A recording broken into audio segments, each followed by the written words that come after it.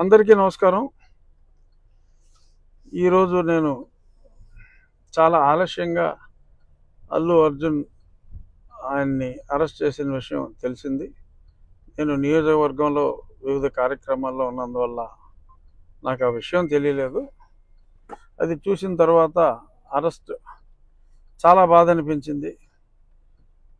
ఇంతకంటే అన్యాయం ఇంకొకటి ఉండదు. ఎందుకంటే అతను నటుడు, అతను సినిమా నిర్మాత కాదు. తన యూనిట్ అక్కడ షో వేస్తున్నాం, బెనిఫిట్ షో అంటే ఈ ప్రభుత్వం ఇచ్చిన బెనిఫిట్ షో, తెలంగాణ ప్రభుత్వం ఇచ్చిన బెనిఫిట్ షో. ఆ బెనిఫిట్ షోకి తన నిర్మాతలు తనని ఆహ్వానిస్తే అల్లు అర్జున్ని, అతను అక్కడికి వెళ్ళినప్పుడు సూపర్ స్టార్గా ప్రస్తుతం అల్లు అర్జున్ గత పుష్ప 1 తర్వాత పాన్ ఇండియా స్టార్ ప్రభాస్ లాగా అతను కూడా పాన్ ఇండియా సూపర్ స్టార్ అయ్యాడు. దానికి తగ్గట్టే ఫ్యాన్ బేస్ ఉంటుంది. మరి అటువంటి ఫ్యాన్ బేస్ ఉన్న వ్యక్తి అక్కడికి వెళ్తున్నప్పుడు యాక్సిడెంట్ ఈజ్ అన్ యాక్సిడెంట్. అది అందుకే యాక్సిడెంట్ అంటారు దాన్ని. So incident is different, accident is different. మరి అలాగా తొక్కిసలాట్లో అంటే అర్జున్ గురించో లేకపోతే సినిమా చూడటం గురించో వచ్చిన ఆ తొక్కిసలాట్లో ఒక వ్యక్తి మరణించడం చాలా బాధాకరం. సో దానికి కూడా వాళ్ళు స్పందించి ఇమీడియట్గా ఒక నష్టపరిహారం, ప్రాణం విలువ అపారం అయినప్పటికీ యాక్సిడెంట్లో చనిపోతారు.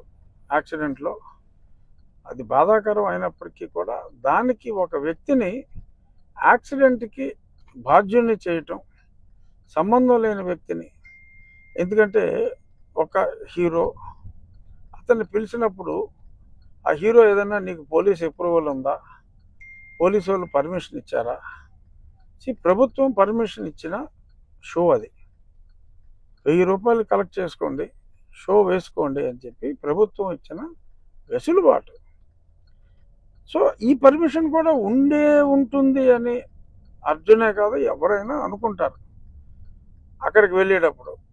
సో మరి దానికి ఈ రకంగా మరి ఇప్పుడు ఆ జరిగిన సంఘటనకి అర్జున్నే బాధ్యుణ్ణి చేయటం, అర్జున్ని అరెస్ట్ చేసి మరి వాళ్ళ శుక్రవారం నాడు మరి అదే మోడస్ ఆపరాండే గతంలో నా మీద జగన్మోహన్ రెడ్డి ఎక్కువగా జగన్మోహన్ రెడ్డి అవలంబించిన మోడల్ అది.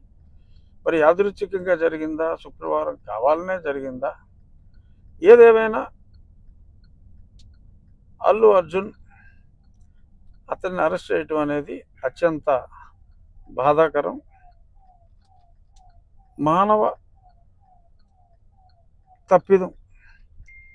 బట్ దానికి ఎవరెవరో సోషల్ మీడియాలో 10 సంవత్సరాల శిక్ష, ఏదన్నా యాక్సిడెంట్ ఇన్సిడెంట్లో ఇప్పుడు దాకా ఎవరికైనా 10 సంవత్సరాల శిక్ష పడిందా?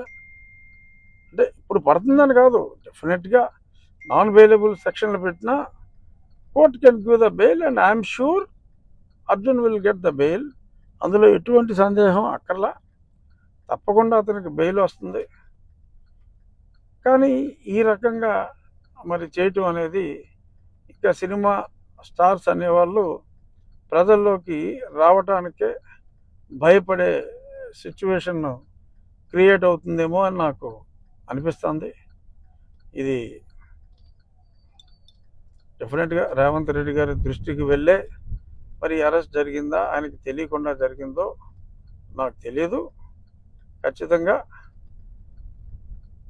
అల్లు అర్జున్ని he must be released immediately.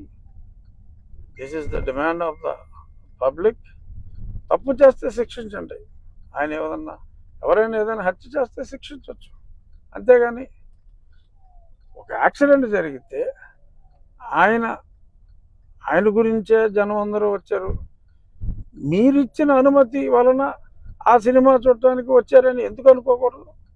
అలా అనుకుంటే బాధ్యులు ఇంకెవరో అవుతారు. సో దయచేసి my appeal to honourable chief minister of Telangana, దయచేసి ఈ కేసు నేను ఎవరైతే ఆ కంప్లైంట్ ఇచ్చారో ఆ కంప్లైంట్ ఇచ్చిన వ్యక్తి కూడా ఇది సమంజసం కాదు అని ఆ కంప్లైంట్ కూడా విత్డ్రా చేసుకోవటం జరిగిందని కూడా నేను చూశాను. సో కాబట్టి విజ్ఞత ప్రదర్శించి ఇటువంటి కేసులో ఇరికిస్తే అది చాలా చెడ్డ మెసేజ్ ఇచ్చే అవకాశం ఉంది. కాబట్టి it might be an anomaly, kindly rectify it అని చెప్పి మనస్ఫూర్తిగా నా మిత్రుడైన రేవంత్ రెడ్డి గారిని మీడియా ముఖంగా నేను రిక్వెస్ట్ చేస్తున్నాను.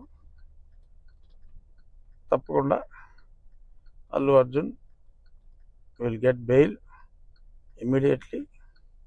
అందులో ఎటువంటి సందేహం అవసరం లేదు. మరి అంత సూపర్ డూపర్ హిట్ ఏదో 1000 కోట్లు దాటిందంటున్నారు. నరఘోష అయి ఉండొచ్చు Arjun. Don't bother, he will come out clean, he will come out hopefully today itself or latest by tomorrow. ఇక ఎలాగూ మీడియా ముందుకి వచ్చాను కాబట్టి మరి డాక్టర్ ప్రభావతి మరి అప్పుడు అత్యంత ప్రభావితం చేసిన దొంగ రిపోర్ట్లు చేసిన సునీల్ కుమార్ ప్రెషర్తో మరి తప్పులు చేసిన ప్రభావతి గారికి మరి ఈరోజు బెయిల్ నిరాకరించడం జరిగింది. మరి సునీల్ కుమార్ గారి విచారణ జరుగుతున్నట్టుగా అది కూడా మీడియాలో చూశాను. సో త్వరలో డెఫినెట్గా ఆ తప్పు చేసిన సునీల్ కుమార్, సునీల్ నాయక్, పద్మావతి వీళ్ళందరికీ కూడా వీళ్ళందరూ కూడా శిక్షించబడతారని, ఇలాగ తప్పులు చేసిన వాళ్ళ మీద యాక్షన్ తీసుకోండి.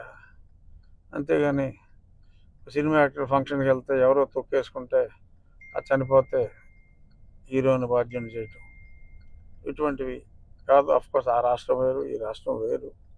అయినప్పటికీ బాధ అనిపించి చెప్తున్నా. నా కేసు అప్డేట్స్లో ఇది. అలాగే నేను జగన్మోహన్ రెడ్డి గారి మీద వేసిన సుప్రీంకోర్టులో మళ్ళీ తిరిగి జనవరి 10వ తారీఖుకి అది వాయిదా పడతాం జరిగింది ఈరోజు సుప్రీంకోర్టులో. Thank you.